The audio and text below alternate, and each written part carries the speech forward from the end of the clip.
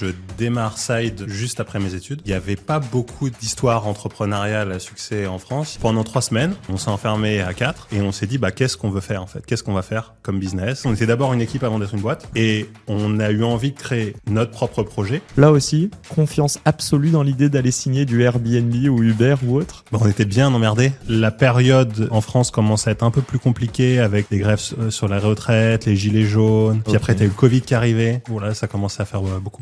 Salarié, je sais pas si je serais bon. Et je suis aussi très fier et très content d'aujourd'hui d'être libre. S'ils l'ont fait, pourquoi pas vous ?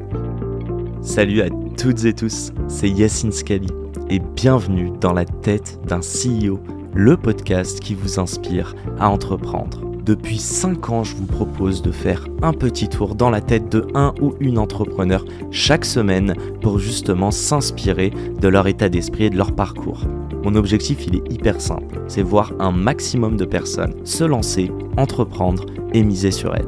On sort une interview tous les lundis, donc n'hésitez pas à vous abonner dès maintenant. Et pour nous soutenir, ça vous prend 30 petites secondes. Je vous demande de nous laisser une note et un commentaire sur les plateformes d'écoute de votre choix. Encore une fois, un grand merci de nous écouter et n'oubliez pas, s'ils l'ont fait, pourquoi pas vous ? Bonne écoute à toutes et tous.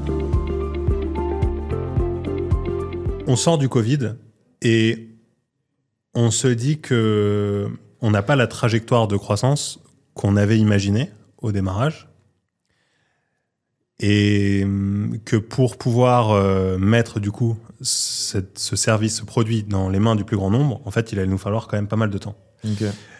Et c'est à ce moment-là qu'on se dit que c'est intéressant d'aller voir les plus gros qui, eux, ont la notoriété, le footprint géographique. Et donc, et nous, on a la tech, et on a l'équipe qui connaît parfaitement comment digitaliser ou automatiser un certain nombre de choses sur cette industrie. Et donc, on se disait, ça va être intéressant d'aller parler avec des gros pour voir si on peut pas finalement faire en combinaison des avantages de chacun. Vous avez dû revaloriser vos assets en interne et savoir ce que vous pourriez apporter à d'autres personnes de l'industrie, ce sur quoi vous étiez bon au final. Nous, la démarche a été plutôt d'aller voir des groupes en leur disant, voilà, nous, ce qu'on sait faire. Ouais. On est une belle boîte produit, on a créé une belle expérience, ça marche at scale. Pour autant, si on veut aller plus vite, on a besoin d'avoir un gros derrière nous qui nous aide à accélérer. Mais pour autant, le timing est le même pour tout le monde. C'est-à-dire que, j'imagine, post-Covid, ça reprend petit à petit, mais vous n'avez pas retrouvé les pics juste avant le Covid. Donc, c'est-à-dire que même les gros, ils pourraient être dans une position frileuse à ce moment-là, non ? Ils pourraient. Mais David les a charmés en 30 Non, pas du tout. Ça a pris 2 ans quand même. Hein. Ok. Ça a 2 pris ans de conversation avant de 2 ans de conversation. Randstad. Ok. 2 ans de conversation parce qu'en fait, c'est un peu tarte à la crème de dire ça, mais c'est un truc d'humain. Ok. Tu pourrais croire que, tiens, j'ai envie de créer une association, un partenariat ou peu importe avec un groupe. Je vais le faire en 2-3 mois. En fait, c'est beaucoup plus compliqué que ça parce que ça nécessite de créer du lien, de comprendre les enjeux de la boîte en face, de te demander si tu as vraiment envie de bosser avec eux, si en termes de culture ça match, si tes associés ou tes salariés vont bien s'adapter, ont envie de travailler avec eux. C'est plus dur que le 0 to 1 avant même de créer la boîte, de s'associer. C'est plus dur en fait, une merger ou un rachat plutôt que de créer quelque chose. C'est un autre effort, c'est un autre travail. Okay. On a rencontré on a quasiment rencontré tous les groupes de l'intérim et on a bien matché avec 2. Et parmi les 2, il y a Randstad. Il n'y avait pas un petit français dedans ? Dans l'autre ? Il y en avait un autre, ouais.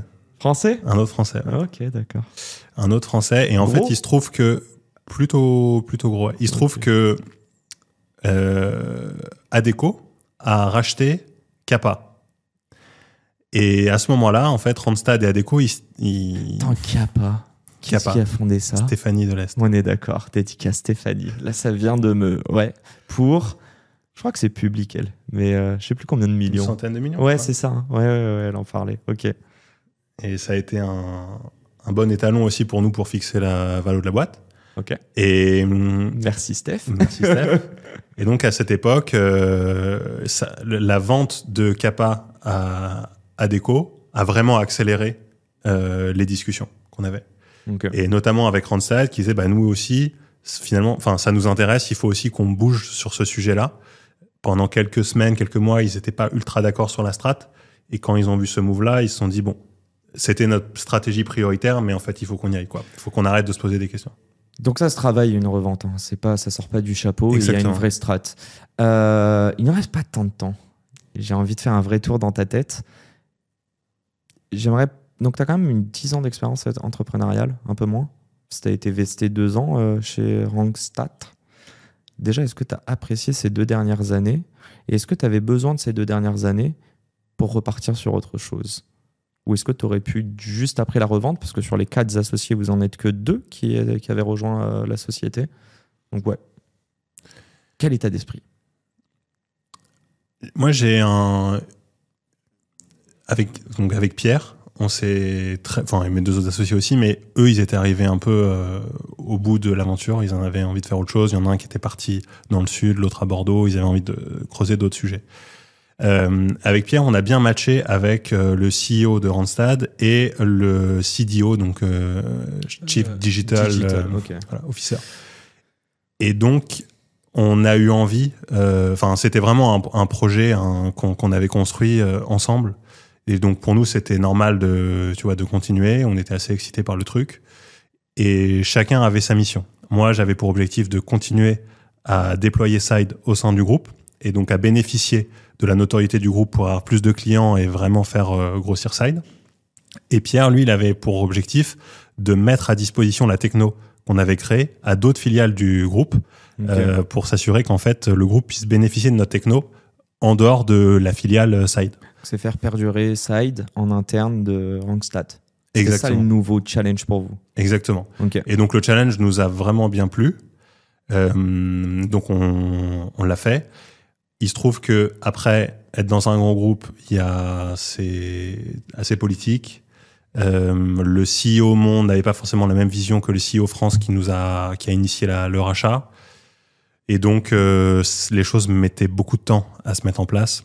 Et puis ça c'était 1 et 2 comme je te l'ai dit. Moi j'étais arrivé aussi au bout d'un cycle. L'équipe j'avais fait en sorte que les gens de mon équipe savaient vraiment bien faire tourner la boîte et étaient autonomes. Étaient autonomes et tout ça. Donc tu te sentais moins utile qu'avant. Ouais.